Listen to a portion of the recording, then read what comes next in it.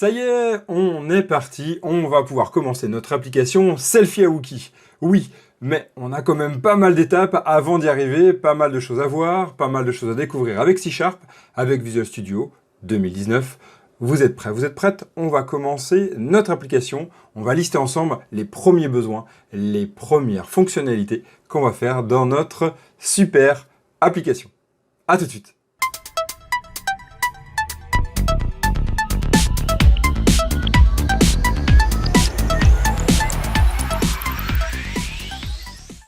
Bonjour, je suis Evan, le concrétiseur. Je parle pour la chaîne Dev to be Curious, la chaîne des développeurs et des développeuses qui sont et qui restent curieux, curieuses. Nous en étions où? La dernière fois, on avait vu Visual Studio 2019, on avait découvert qu'une solution contient plusieurs projets et qu'un projet est un conteneur en fait de différents fichiers de texte, ces fichiers de texte étant du code.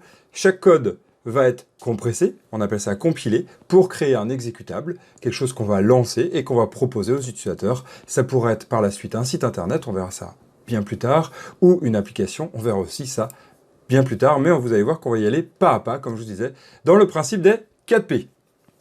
On en est où? Eh bien, on va regarder tout de suite notre Trello et le mettre à jour. Vous allez voir, il y a une nouveauté, une toute nouvelle liste qui est apparue. Regardez, il est apparu Selfie Awookie. Oui, j'ai décidé, je vous propose de créer une liste dédiée pour suivre notre projet. Et on va voir ensemble les fonctionnalités de cette application. La première, c'est de prendre un selfie. Ça va être la fonctionnalité la plus importante. La deuxième, ça va être quoi? Eh bien, ça serait de pouvoir créer son profil, non? Parce que même ça peut être en premier, on verra suivant les wikis ce qu'ils nous diront. La deuxième, ça va être de modifier son profil aussi, ça peut être sympa. Et puis, ça va être de voir les derniers selfies des wikis. Voilà. Et puis, ce qui peut être sympa, c'est d'arriver à une notion de duel. C'est quoi un duel? C'est de mettre en avant un selfie par rapport à un autre. Et vu que les wikis aiment bien se battre, eh bien là, ils vont se battre à travers un selfie. Donc, comparer, faire un duel de selfies. Et enfin, ce qui est important aussi, ça va être... Ah si, bah c'est de voir au moins un selfie. De voir un selfie. Voilà. Selfie. Déjà, si on fait ça, ça sera super cool, non? Très bien. Eh bien, maintenant, qu'est-ce qu'il nous reste à faire? Ben, ça va être de créer notre projet dédié pour le projet Selfie Awookie. On va revoir comme ça ce qu'on a vu lors de la dernière séance et l'avant-dernière séance de formation. On y va, ouvrez votre Visual Studio. Et on va reprendre la solution d'apprentissage du code. Le temps que ça charge. Voilà, notre projet est créé. Alors, on va revenir sur Explorateur de solutions, ça y est. Et ici, on va découvrir une nouvelle fonctionnalité de Visual Studio 2019. Si on fait un clic droit dessus, clic droit sur la solution, bien sur la solution, vous faites ici « Ajouter » et vous allez aller ajouter un nouveau dossier de solution. C'est pas un vrai dossier, c'est un dossier pour classer tous vos projets dans votre solution. Il est en fait enregistré dans le fichier SLN, le fichier de la solution. Donc vous l'appelez « Mes essais ». POC, entre parenthèses, qu'on appelle POC, c'est Proof of Concept. POC. Voilà. Hop, on va glisser ma première découverte dedans. Et dès qu'on voudra faire des tests, on ira faire ces tests là-dedans pour ne pas perturber notre projet. Ici, on va créer un projet. On va rajouter un nouveau projet.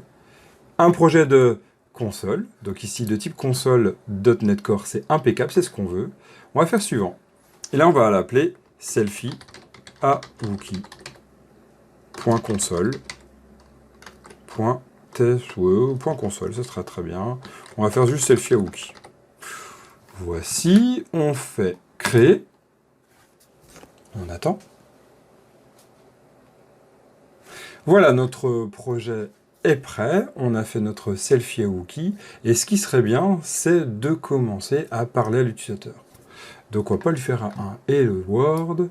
On va plutôt lui proposer de l'informer en fait, avant même de lui proposer, de l'informer qu'on est bien sur l'application Selfie Awookie. Donc ici, on va transformer ça, on va faire application Selfie Awookie. Hop, voilà, on en met 3. Oui, oui, je vois ce que vous êtes en train de vous dire, mais attends, Evan, via une application console, alors juste du noir et blanc, comment on peut prendre des photos?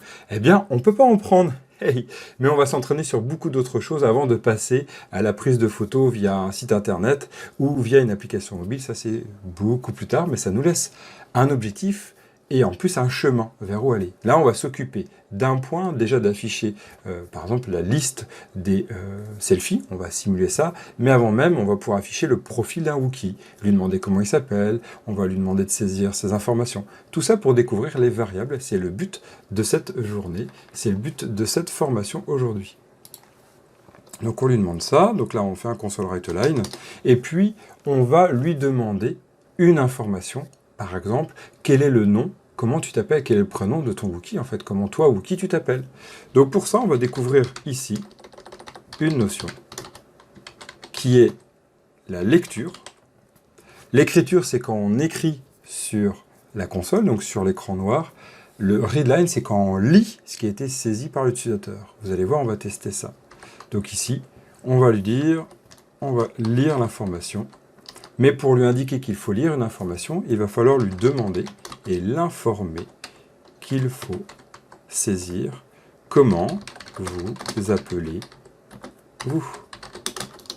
Ainsi, on est en train de lui dire, écoute, voilà, tu es bien sur l'application Selfie à Wookie, comment tu t'appelles? Donc là, c'est une question, et souvent, quand on a une question, on a envie de répondre. Alors là, ce n'est que du texte, et une fois arrivé ici, on va lui demander de saisir une information. Vous allez voir, il y a un petit curseur qui va apparaître pour nous inviter à saisir quelque chose. Et on va tester ça. Et là, regardez. Hey, on a oublié de faire quelque chose de très important. Qu'est-ce qui est très important ici? En fait, vu qu'il y a plusieurs projets dans notre application, notre solution, il va falloir dire quel est le projet qu'on veut lancer. Et regardez en haut, ici on peut choisir celui qu'on veut lancer. Donc vous allez choisir celui-ci. Et non le premier qui était notre premier test en fait. On y va, on fait lancer. Et ça sera mieux. Rappelez-vous, à chaque fois, on peut se faire avoir au bout de 10, 20, 30 projets, des fois. Oui, il peut y avoir jusqu'à 10, 20, 30 projets. Hey, ça fonctionne! Application Selfie à Wookie, comment vous appelez-vous? Vous avez vu là? Il y a un petit curseur. On a envie de saisir quelque chose. C'est en fait les ancêtres de tout ce qui était avant applicatif. C'était vraiment que des applications console comme ça, ce qu'on appelait un terminal. Et en fait, on avait du texte et de la saisie. C'était tout. Eh bien, c'est ce qu'on est en train de refaire, comme ça on y va pas à pas. Ici, comment je m'appelle? Je m'appelle Chewy, hein. Chewy Chewing-Gum. En fait, Chewy, vous le connaissez, non? On fait entrer... Ah, zut. Oui, mais on a l'information qui a été saisie, mais comment faire pour la récupérer? On aimerait bien récupérer cette information pour en faire quelque chose. Déjà affiché. Vous vous appelez et vérifiez qu'il a bien saisi l'information, par exemple, Wookie ou Chewy, ou ce que vous voulez, ou Yoda. Ce qu'il faudrait en fait ici, c'est de récupérer mon information. Hey! Eh bien ça, on le verra la semaine prochaine. Comment récupérer l'information? C'est dans ce qu'on appelle une variable. Une variable, c'est exactement comme... Vous vous souvenez ce qu'on avait vu? C'est comme un verre de jus de raisin, ou une tasse de café, qui stocke une information. On verra ça la semaine prochaine. Et cette fois-ci, on verra vraiment les variables. Oui, à la semaine prochaine. D'ici là, entraînez-vous. Peut-être changer la couleur. Tiens, testez la couleur. Comment on fait pour changer la couleur? Je vous laisse découvrir. Ou sinon, eh bien, retenter de le faire sans regarder, déjà avec la notion de write line et read line, et comprendre la différence entre les deux. C'est ce qu'on appelle la notion d'input-output. C'est ce qu'on aura vu aujourd'hui. À la semaine prochaine. Ciao.